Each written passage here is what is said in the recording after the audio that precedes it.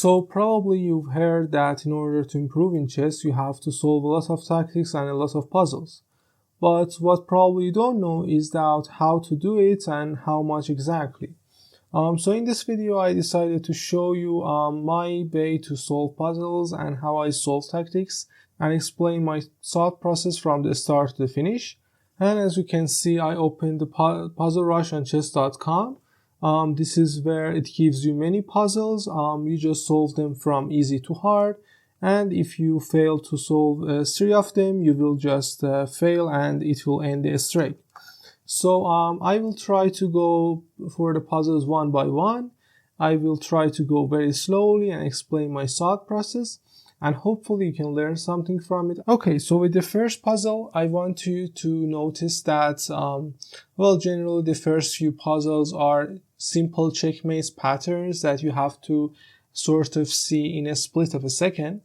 But in general, if you are solving tactics, one of the important things is that first of all, you look at captures, checks, and mates, right? So, and of course, threats, right? So, what is threatening and what is capturing what? So here, obviously, we see that there is a rook here. There is this back rank checkmate. As I already showed the correct move, it's rook d8 checkmate.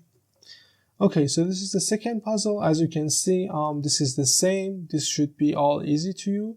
If it's not, you can just practice this over and over so that you can see immediately that rook e8 is mate because the kings are opposing like this and black's king is in the corner, cannot run anywhere. So rook a8 is mate. And you can see here that actually it's the second puzzle. It's again repeating itself. It just kind of moved horizontally, like it moved 90 degrees. So we just take on h6 and mate. Okay, so now this puzzle is maybe a little bit different for you. Maybe it's hard for some of you because there is like some pieces on the board, lots of pieces, but actually it's still the same. White king in a box, and it could get mated with rook d1 check and rook takes d1 mate. Okay, this is just very simple. Rook e1 again is mate. It's the same again, nothing too new. Okay, and this one. And one of the things that can happen in puzzles, and it's important to notice, let's say you are playing a real game, right? If you are playing a real game here, you might be like, oh, my opponent played rook d1, so it's unprotected, I'm going to take it. And then you will take the rook.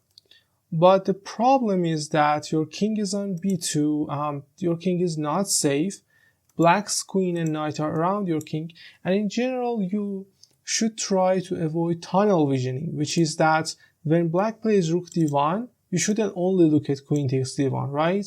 The board is wide and you have like different moves. And obviously what here we can spot immediately is that, again, black has this back rank problem, so queen c8 check, queen d8 and queen e8 is mate. Okay, so that was for the back rank checkmate. That's a very common theme in these puzzles.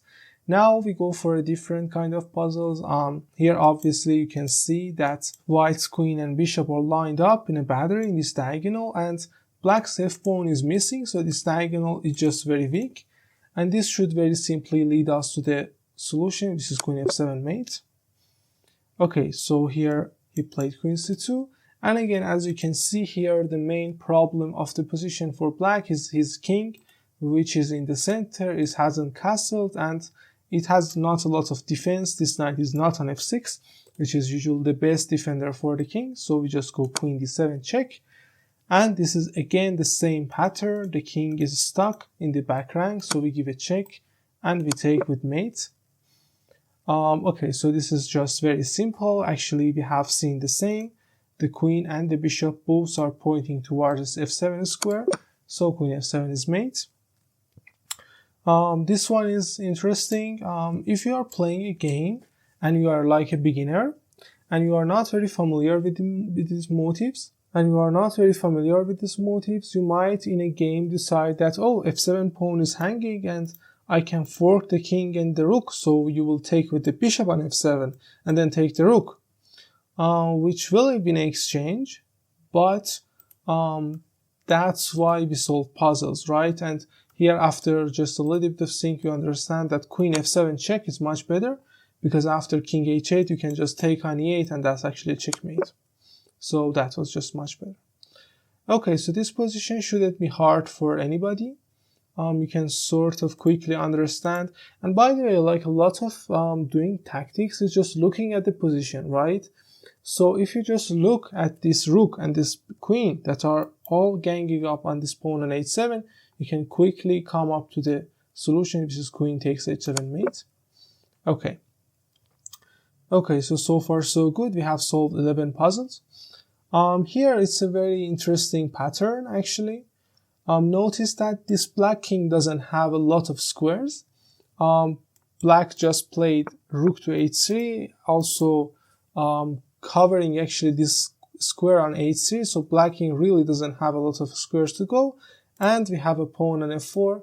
So after a little bit of looking, if it's not obvious, it should become obvious to you that queen g5 is actually mate in 1 here.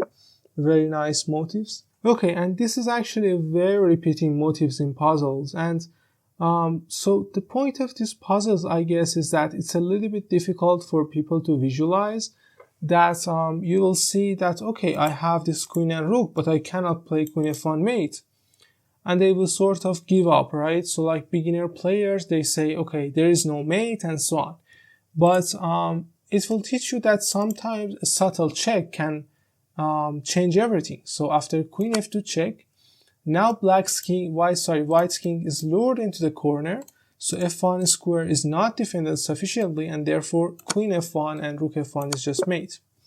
Okay. So now we were solving mating puzzles, but here you can sort of understand that this is not a mating puzzles, because black king really does have a lot of squares, and with only these two pieces we are probably not able to mate black king. But you will understand that this bishop and this king and in general all black's pieces are a little bit discoordinated and they are in weird positions, and after a little bit of looking it should be obvious to you that again I said you look for checks, for captures, for threats, and here if you look for checks you see that knight f3 check is actually a very good check because it will pick up this bishop on d2, so white will just be a piece up and completely winning. And another good thing about these puzzles is that there is only one right solution in every one of them, so you have to really calculate cleanly. Now of course these are very easy puzzles, but as we get to the more difficult ones you will see that we really need to calculate very cleanly in order to find out what the solution is. Okay, so now here black plays queen h5, and I immediately notice that black's king and queen are in the same diagonal, and I want to play bishop g6. But right now if I just play bishop g6, black just can't take it, and that's stupid. But then it leads me to the conclusion that we can actually first take on h5, rook h5, and now g6 square is just undefended, so we give it check and take the rook. Okay. So this one actually also is really interesting. You will see this in beginners play a lot. And what I mean is that you will see that coaches will tell beginners to never play f6, never play f3. And the reason is that you will see this diagonal gets really weak if you move your f-pawn. In this case, black played f6 and then captured the bishop on g5. So we can give a check on h5, the king moves. And now you might say, okay, what to do now? Yeah, so you have to here calculate a little bit. So queen f7 check should be an obvious move to you. And then you are like, but what after king d6? Now, first of all, you don't need to see what after king d6 because black's king is so weak on d6 that there is no way that black's going to survive. So the best way I would say in a practical game also is just to play queen f7 and then see what happens. But since we are solving puzzles, it's maybe better to stop already here and calculate until the end. So queen f7, king d6, and then we have a very small check, knight c4, and then black's king is just mated. So queen f7, king d6, and knight c4, mate. Okay, so this one, we have seen it before. We cannot play queen f1 mate directly. So first we go queen f2, queen f1, and rook f1 mate. Okay, now so I guess we are sort of back to the basics. Again, this is that white just played rook b8, undefending his first rank. There is no defense, and this queen is some kind of loosely defending it, controlling some squares. So you can just spot that queen c1 leads to mate. Okay, this one is really interesting. I guess the first thing that you should notice is that this king on h1 doesn't have any squares, and it has you have a really powerful bishop cutting all this diagonal, and black's king is lacking the squares. So now only if we could, let's say, play, so you have to like develop this idea, right? So let's say we develop this idea to play queen h8, put pressure on the king, and then you can play knight g3 because white cannot take it. But what is important in puzzles is that you have to understand what counterplay your opponent also has, because it's like real games. You cannot just think about your plan. You also have to think about your opponent's plan. And here you will quickly realize that if you play queen h8, it's simply too slow and white can defend. So let's say he will give a check here, queen f5, or maybe bishop e6, bishop h3, or queen f5 check, queen h3. So one of the tricks that we use in puzzles a lot is that when we have an idea, let's say queen h8 and knight g3, and we see that it doesn't work, we change up the move order. So you play the second move first, and that might make it more forcing, therefore it works. So let's check it. If you play knight g3, white cannot move his king, he has to take, and after queen h8, well, it looks like he's mated. He cannot block the check in a meaningful way, or he cannot move his king. So let's just do it. It looks very good. So queen h8 and queen h5. That's mate. Okay, so here we see a different kind of back rank weakness. We see that white's king is again trapped in the corner, but currently he has two rooks defending his back rank.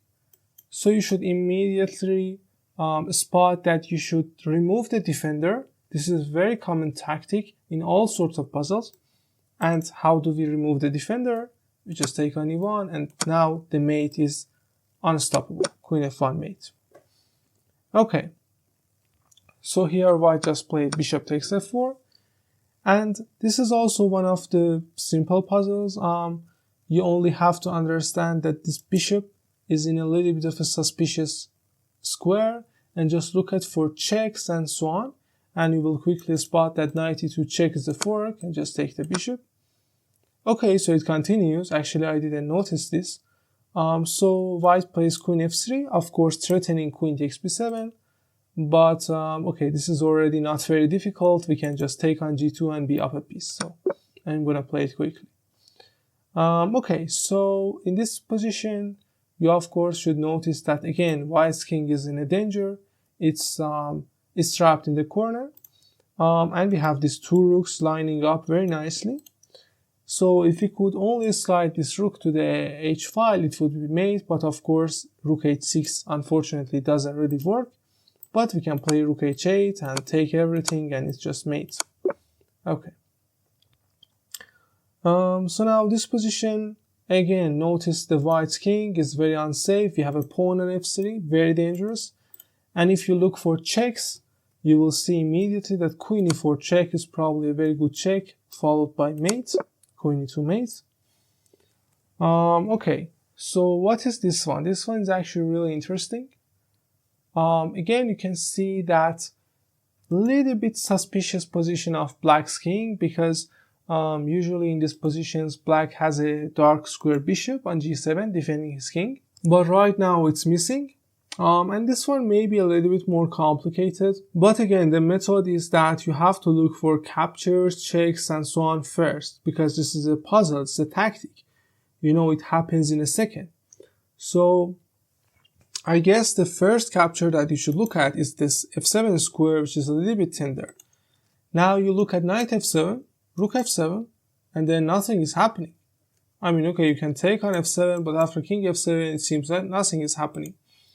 But then you change the piece that you are taking with, and you suddenly realize that after rook f7 is forced, e6 squares get weak, right? And we can play knight e6 check. And of course, you will notice that's the fork, and we can take black's queen. So again, by looking at the checks and captures, we quickly came to the right solution. So this one also shouldn't be much difficult to you. You quickly realize the very suspicious position of black's king. And of course, our pieces are all attacking g7. So by looking at checks and captures, rook takes g7 is both a check and a capture. So rook takes g7. And now, of course, you will see this mate that you learned, probably the first thing that you learned about chess, rook h5 mate.